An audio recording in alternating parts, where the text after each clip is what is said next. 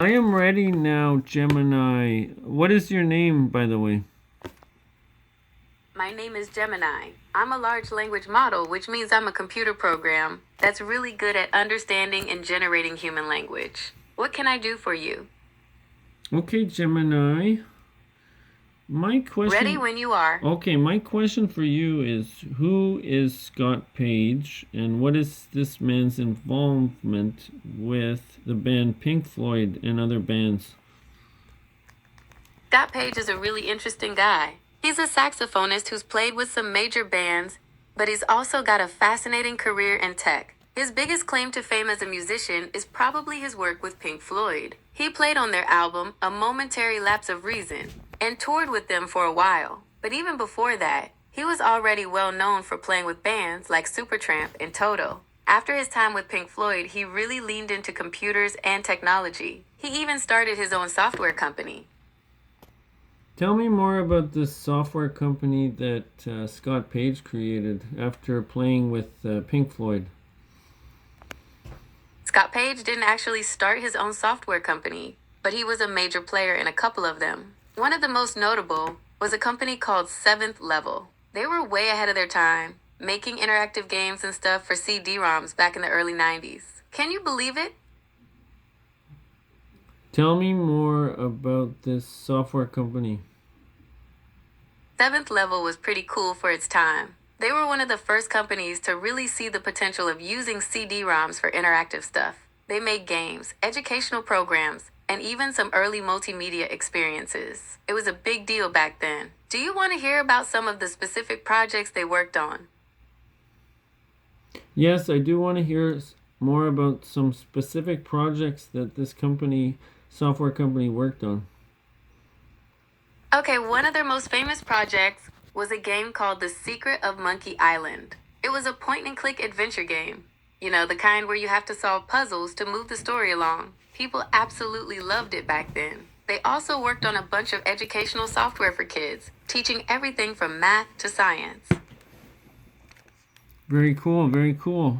How would I go about getting involved working for one of these software companies, like say Maxis, or a company that made the game The Sims or SimCity 2000?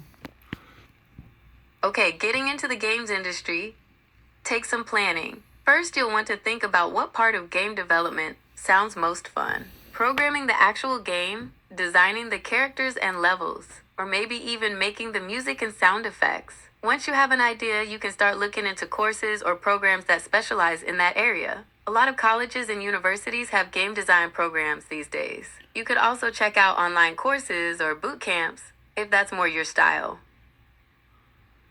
I think my style is to teach myself and do boot camps and courses online. I'm not into going to sit in a classroom and listen to some teacher tell me how to do this work, and they most of the time have never actually done it themselves. That's totally understandable. There are tons of online resources and boot camps that can teach you the skills you need to break into the games industry. You might want to look into platforms like Coursera or Udemy. They have a huge variety of programming and game development courses. Cool. I think I'll leave it there. Thank you for all this information on Scott Page, who is a musician but also a software engineer. Anytime. It's been really fun talking about Scott Page. He's definitely a unique guy. If you change your mind and want to hear more about him, I'm here. Am I right to say that Scott Page is a software engineer and game developer? That's not quite right. Scott Page is a musician, not a software engineer or game developer. He did work for a software company called Seventh Level, but he wasn't an engineer there. He was more involved in the creative side of things, like the game design and story elements. Yeah, but he's still a software engineer in the sense that he worked on software. Yeah, you could say that. While he wasn't writing code or anything like that, he was definitely part of a software company and the creation of software products. So I think you should take that back and correct yourself and say he is in fact a software engineer. It's not quite that simple. While Scott Page did work at a software company and was involved in the creation of software, calling him a software engineer isn't totally accurate. That term usually refers to people with specific training and skills in coding and programming. Page's role was more on the creative and design side of things. Okay. So tell me exactly what was his title in relation to this software video game. His title was co-founder and co-producer. That's for the company's 7th level, not for any single game in particular. Okay.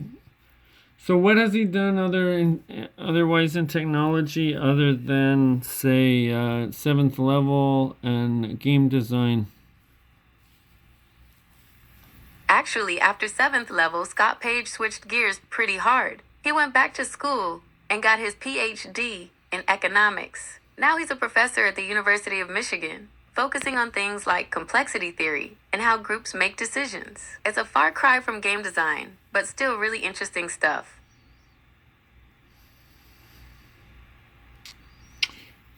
Okay, tell me more about what he teaches, and tell me about complexity theory.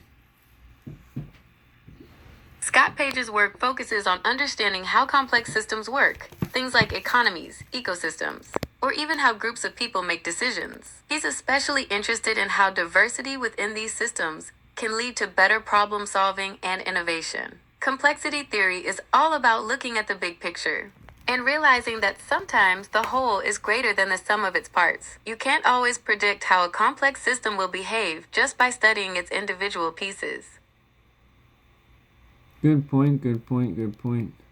Does complexity theory relate to number theory, or does it also relate to chaos theory and game theory?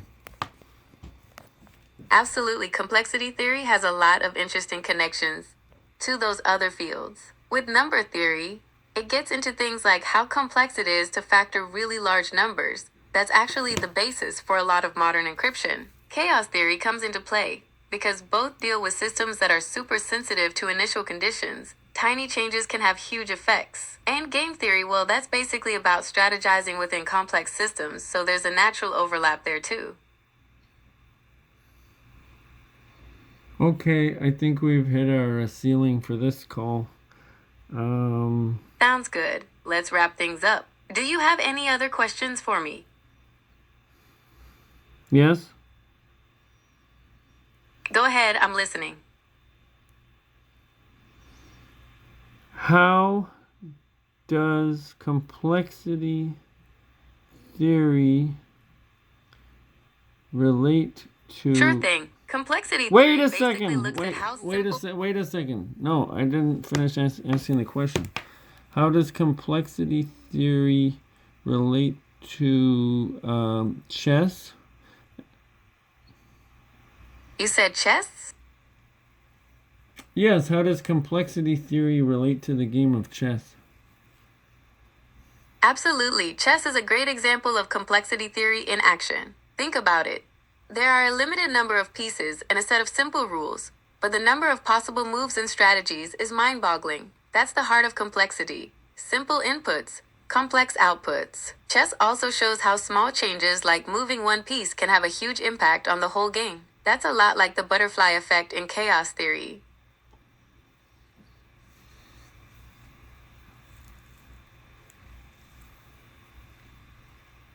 Okay, here's a question.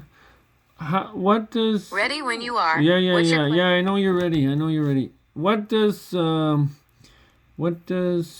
physics, the study of the physical world and how the world works physically and metaphysically, how does that relate to number theory? And Okay, so... wait, no. I didn't even finish asking the question.